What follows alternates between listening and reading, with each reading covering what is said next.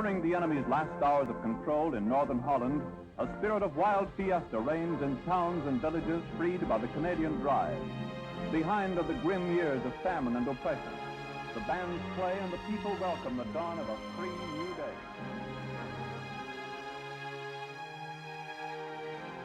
Old Dutch veterans of colonial wars parade to celebrate liberation. The Dutch standard is again raised. Anything else? My grandfather, Arnold Johnson, is a solitary man, stoic, quiet, and reserved. But when he got the opportunity to reclaim a piece of his history, he came to life for me. Today, Lord, and thank you for this family. In Jesus' name we pray. Amen.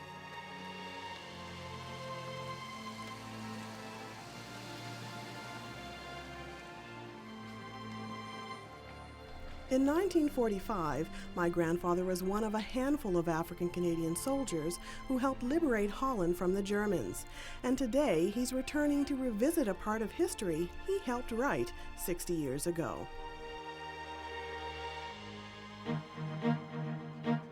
In 2005 was proclaimed the Year of the Veteran. In May, hundreds of Canadian World War II veterans traveled to Holland to take part in the liberation of the Netherlands' 60th anniversary celebrations.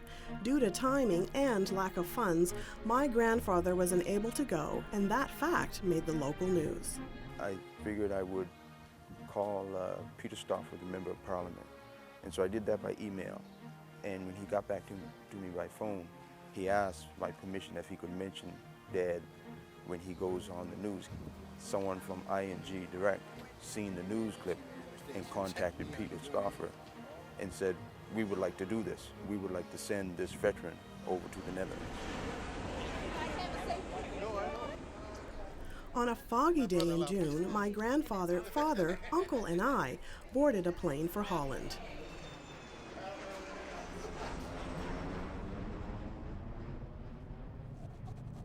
First visit upon arriving had to be ING Direct, sponsors of the trip. I'm Mark Johnson. Hi, Mark. Nice to meet you. Welcome Nice to meet you. to ING. That's my dad. Yeah. Nice to meet you. And you were one of the liberators of Amsterdam. Yeah, I'm very pleased that you sponsored the trip, sir. Okay, fine. We are happy to do it. Yeah. And this is your first time back to Holland Yeah, since first time the war, since the war, since '45. So. And this is a medal from your country. Yeah. So you came up from Belgium, I imagine? I came from, first was Nijmegen. We first started camping in Nijmegen. It was somewhere outside Nijmegen. I didn't even see all I saw of Nijmegen was the bridge, at the top of the bridge from where we were. And the Germans flew over us and tried to shell the bridge. They didn't get it. They didn't even know that they was shelling over our heads.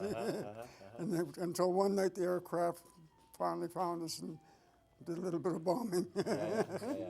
Well, nevertheless, we will toast on your health and on your effort 60 years ago to liberate this city. Welcome to Holland. Yes, welcome. To the whole family. Thank you. And Thank you. Thanks for everything Canada's done for Holland. Yeah, yes. And also yourself. Yeah. My parents are from Amsterdam, so they were liberated. Thank you very much. We appreciate your gratitude. Yeah, some of my friends have never heard of them, but they either came home alive or they're here. That's the sad part. Very sad, But anyway, now we're at peace. God bless us. During the anniversary celebrations in May, the Royal Canadian Legion had a detachment in Holland. We began our official tour searching for this building. For a building as a Legion. He's the chairman now. There is a Legion. Yeah. Okay. But they don't have a building which belongs to the Legion. They're in just a rented building. There's not anything special about it. It was a temporary building. Oh. To get all the Canadians in the building. It's a meeting place for the old veterans. The veterans. Vets. But there's no such a building here. There's only a statue. Oh, I see. It's a memorial statue, and it's about 400 meters to that side. Are you familiar with where the Allies had made the Germans sign the surrender? whether that was in Apeldoorn or There's Wageningen. we go view the monument. That's what we're gonna do first. Yeah. And then we'll go to the hotel. Okay. The last time I was here was 60 years ago. Boy, boy. I wasn't there.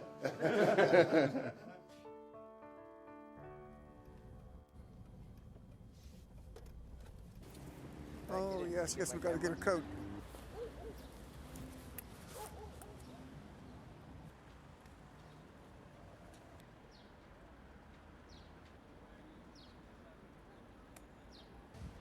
Maple leaves. You probably were on this ground before, you never know. I may have. Anywhere around here could have been What it seems to me is if you taking off the hat cheering because the war had ended. That's what that's what that is. right. I'd say that's what that is, a symbol of ending of the war. I just got an idea. I'm going to ask him, do we know this? Hi. Are you familiar with the area? Yes. Okay. Yeah. Hoofdstraat 31. Yeah, that's what. Do you know where that is? Yeah, in the center. In the center. And you go there, right? Could you tell him the name of the street and how to get to this? Goedendag. Goedendag. Hoofdstraat 31 heeft dat adres, vraagt hij. Oké. Want waarom moeten we daar naartoe rijden? Yeah. What's over there? Oh, well, just a friend I had met. Okay. I don't think I'm going to bother meeting the friend because. No, we'll drive by and see. What? Yeah, sure. We'll drive by and see. Don't worry about it, Dad. I don't know. We were young. Yeah, I know. And We're all. she probably is married, same as I am. But- And I don't think it'd be nice to meet her, but I wouldn't just hurt wouldn't to say hi and you know. Yeah, sure. I mean, if she's married, you got a family. Okay. You got a chance right now. Okay. Maybe not ever again. Yeah, that's right. Exactly. So use the chance. You're gonna like this picture when you see it. You're gonna like the whole thing when you see it. Oh yeah, you're gonna like the I hope so. Yeah, oh yeah. Oh yeah. With directions in hand, we went off on another search, the second of several we would attempt, some with better results than others.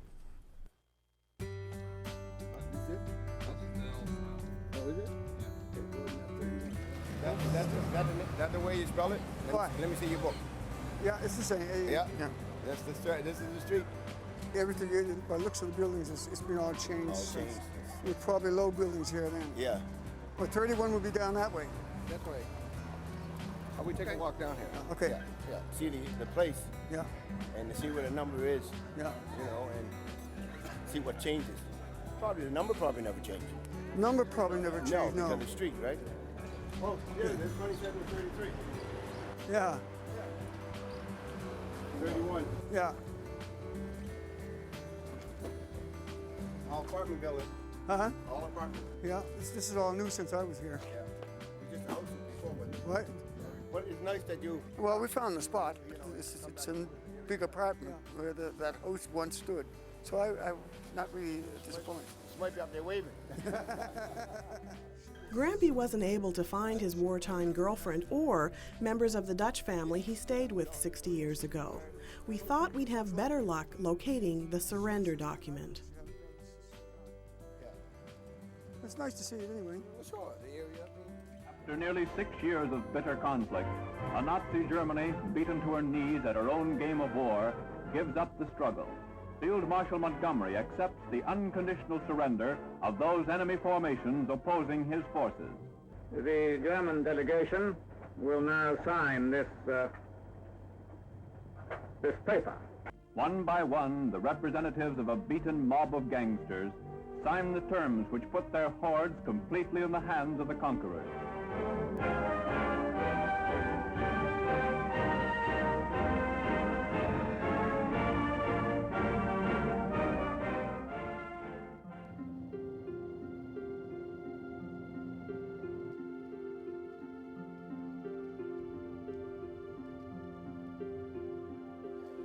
Hello. This is where it happened at? Oh, yeah. Yeah.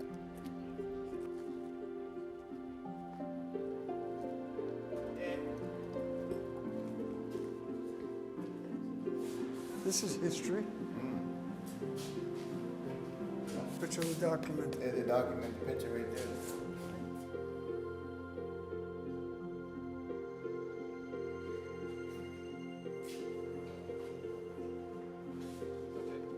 Okay, in this building, on the 5th of May, 1945, Lieutenant General Charles Folks General Officer Commanding 1 Canadian Corps accepted the unconditional surrender of 25th German Army. Oh, this is the first Canadian Corps surrendered here. They called this May 5th. What do you call it? May 5th Square. Well ahead of schedule, the great attack begins.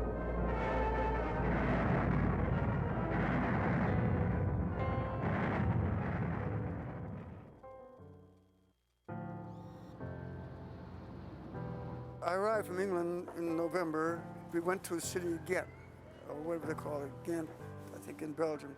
And that was a holding unit for a transit camp to place the army in, and when they needed men up the front line, that's every Monday morning, every morning, they'd call the roll and call the names of who they want to go where. We didn't know where we were going, we just knew we were going up the front lines, eh? I ended up at Nijmegen. That was my first stop in Holland. I was with the Army headquarters, 1st Canadian Army headquarters, a field unit. So they're actually infantry and the armored, and the combat units are ahead of us, and then the artillery, and then comes the Army headquarters, following up all the service units that service them. And I was with the engineer unit, and we came up behind or up where if the engineers need to move up. So while the Germans were ahead of us, we were pushing them back.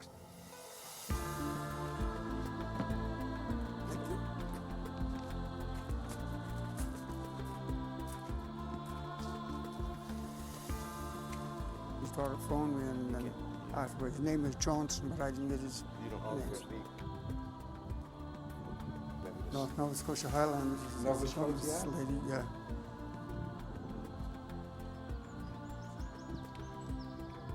April the 8th, at the age of 33. That's the grave you were Yeah, that's the grave we're looking for, sir.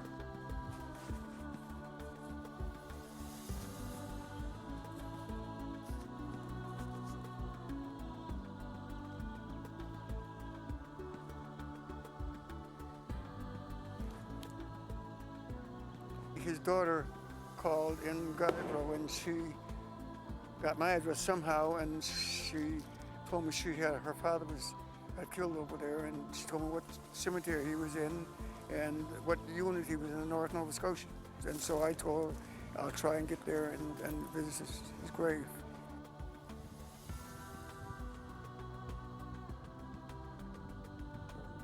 I didn't know this gentleman, but he was a Canadian soldier that fell in.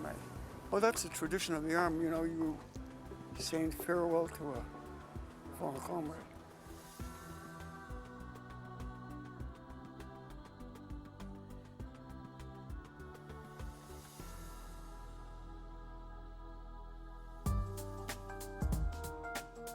After that emotional day, we decided to take a day to just be tourists.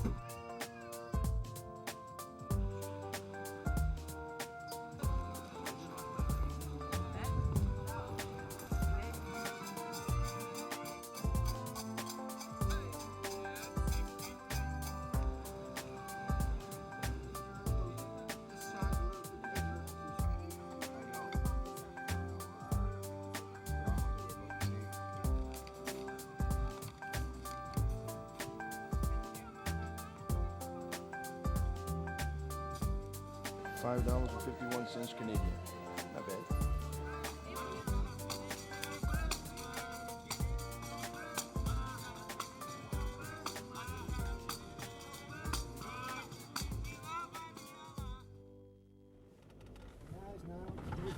It is. People's in the moods. Yeah. Today we visit the National Liberation Museum and Cemetery in Groesbeek. Did we go to Did we go to Groesbeek or whatever it was? We're going there. Well, we're going there. Yeah. Going there. And that's near the border. That's near the border. Yeah. I think that's where I were when the war ended. This is all I saw was the top of the bridge. Yeah, I was east of that bridge, somewhere in the bush. I can see the top. Yeah, this is the waterway. Oh, this is all I can see. This bridge, and they hit this bridge and knocked a hole in it, and they patched it up in a Bailey bridge. The engineers and yeah, that's the bridge. And all I saw was the top. This is where I first went in the war zone. You know, back in Belgium, we was a waiting zone. Then they pulled us out of there for replacements or wherever they want us. And on the January 45, second day in January 45, that's the time I was called out. 52 tons of Sherman tank. Is that Sherman? Oh yeah, take the camera. Yeah, I don't even know. We don't need a coat. This is all the commemoration of 60 years of freedom. Yeah, I must have been a teenager when, I was a teenager when it started because, I think it was Enschede where I were when the war ended. I'll never forget Cleve, that was pounded. Something terrible. We had to be so careful with who we trust. Yeah, my goodness. Looks our water bottle. A rain cape. This is Canadian, I think. I don't see no tight boots. Oh yeah, Canadian spats on. This is Canadian. Yeah, that's a picture of Canadians. I can tell by the uniform, the boots. You went into here, then like I said, they went towards the Rhine, crossed the Rhine eventually, and then branched out or fanned out to the Ruhrgebiet. Mostly English went up in Germany, up to Hamburg, Bremen, and you saw the Canadians, they crossed the Rhine at Emmerich and went into Holland from here. This is the 1st Division. And you were with which one? You didn't see that diamond patch, the blue in the center? I wore that patch. What? On my when I joined. Yeah? They still had that red patch. Yeah, the 1st Division. In the 60s. There where you told me so tenderly that you love me and always be my lily of the lamplight, my only Lily Marlene. Yeah. That's the Canadian words of it. That's Canadian, the English version of the song. Yeah. That one there, Medics. Yeah. Yeah, Medics one. I wore that patch, that red patch. Yeah, yeah. That one there, when I joined the army, this is what we wore. We wore the same uniform. That uniform, At the museum, that was brought back deep memories because I saw things that in the museum that, was the actual, what was there 60 years ago. I saw the badge I wore on my sleeve, the Canadian Army Headquarters badge, the red and the blue center, and I had I know it was red and blue, but I thought it was half red and half blue. I think in the museum was most exciting.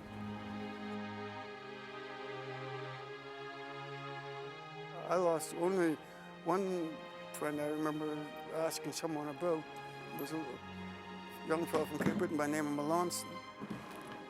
And I asked him, you were asked about friends, and they said, well, we haven't saw him, and some they have saw them, but they said, said Melanson, he got killed.